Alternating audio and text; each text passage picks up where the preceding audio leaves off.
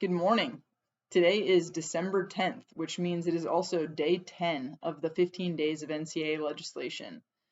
Before I get started today, I want to acknowledge that the proposals that we'll cover today and tomorrow are both lengthy and pretty complex. So I'll cover each of them at a really high level, but make sure you click the links below the video to see more detail about each of these proposals.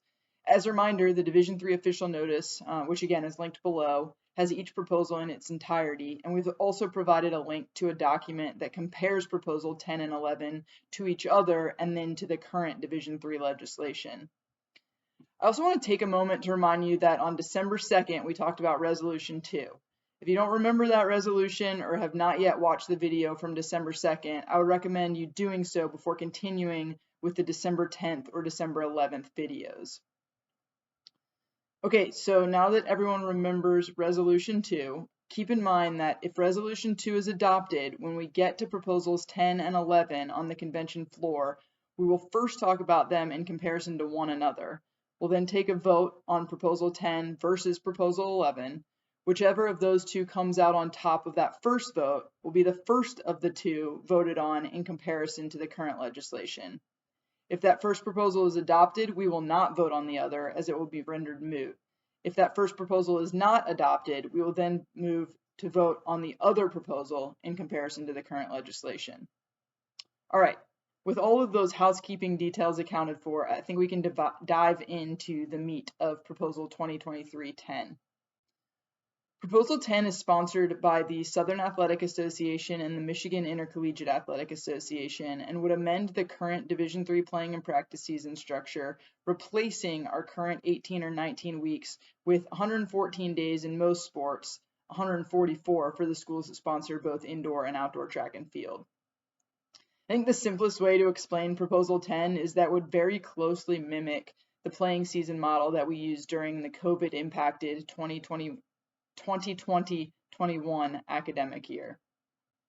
If Proposal 10 is adopted, fall sports would retain existing traditional segment start and end dates. So again, come back around the same time in the fall.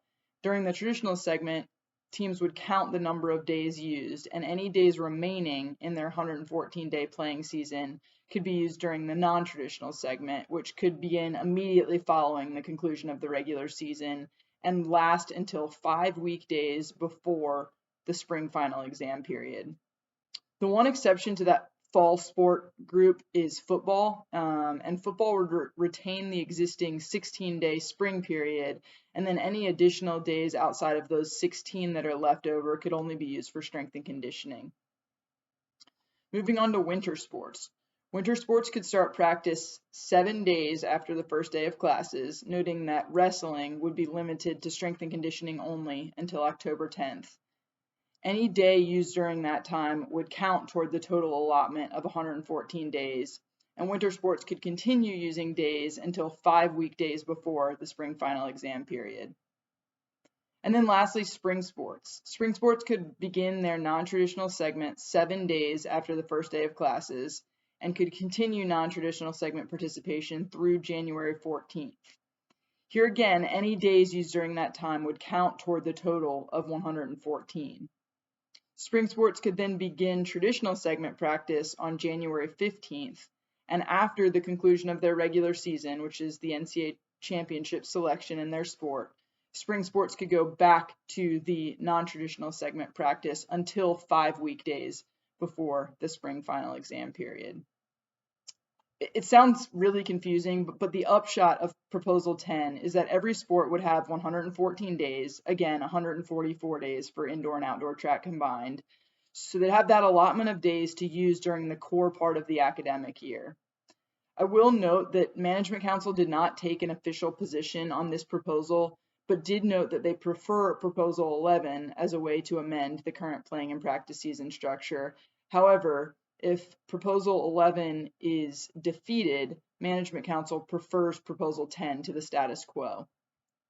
So for my OAC friends, you will first want to decide whether you prefer Proposal 10 or Proposal 11, and you'll then want to consider each of those two proposals in comparison to existing playing and practice seasons legislation.